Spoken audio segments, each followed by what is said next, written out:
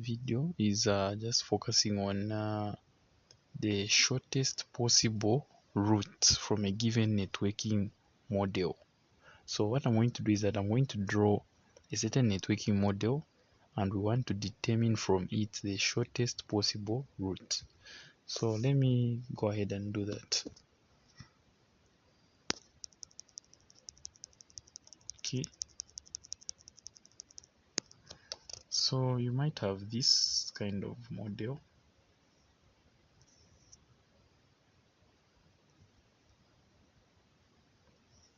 Okay, there you can put these circles with numbers in them are called nodes.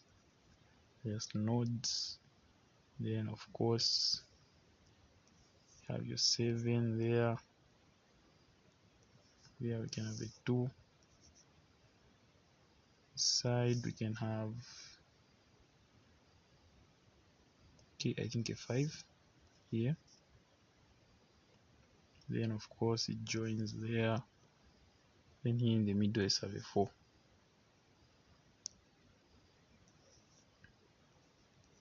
Okay, then just joins the network supposed to be joined that.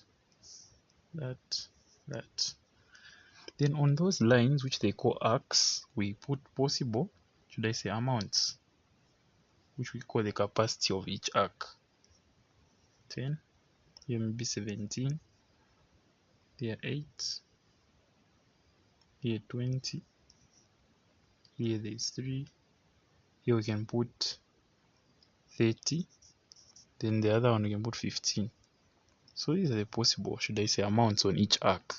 So now what you're trying to do here is you're trying to find the shortest possible route from point 1 to point 7, because 7 is the biggest number. That's the last number, yeah, the last number at the end of the network. What would be the shortest possible route from 1 to 7? So there's this approach. You can actually just take a, should I say, a trial and error method approach. What do I mean? You start testing out possible routes from 1 to 7. Let's take that route going upwards, like from 1 to 3 to 6 to 7.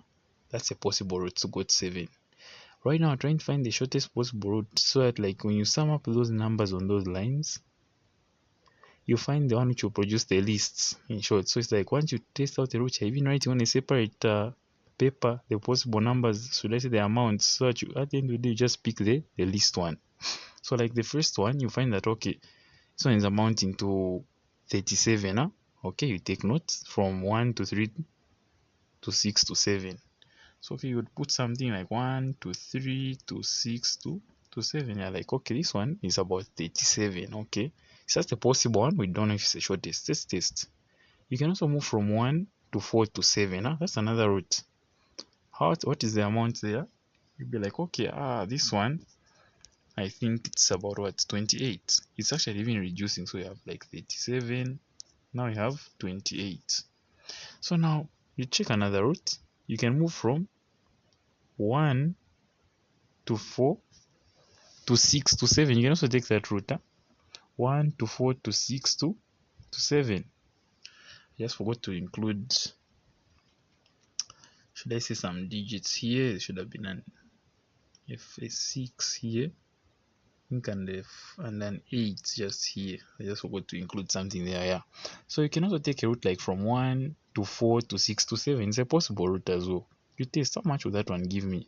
So it's like you're just testing out all possible routes. Do not leave out any route. So from 1, 4, 6 to 7, you find that when you add up that route, you have a total amount of about 33. Okay, you check note of that, 33. Next, you check.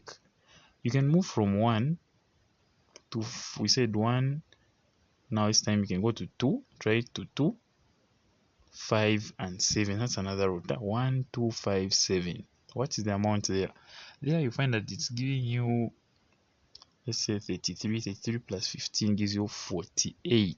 That's quite large. You already even know that. Okay, so far on the numbers you've listed, this one is the largest. You might not even go for that route.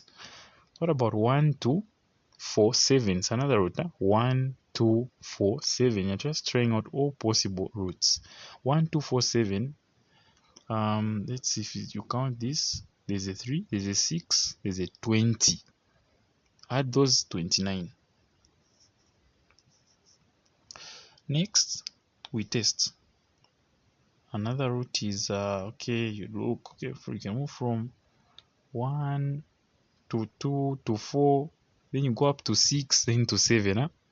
But you can already even tell that route, but okay, it might be long, but we're just getting all possible routes. That's the whole point. Even though it looks long, just get all their values, and at the end of the day we pick the least amount.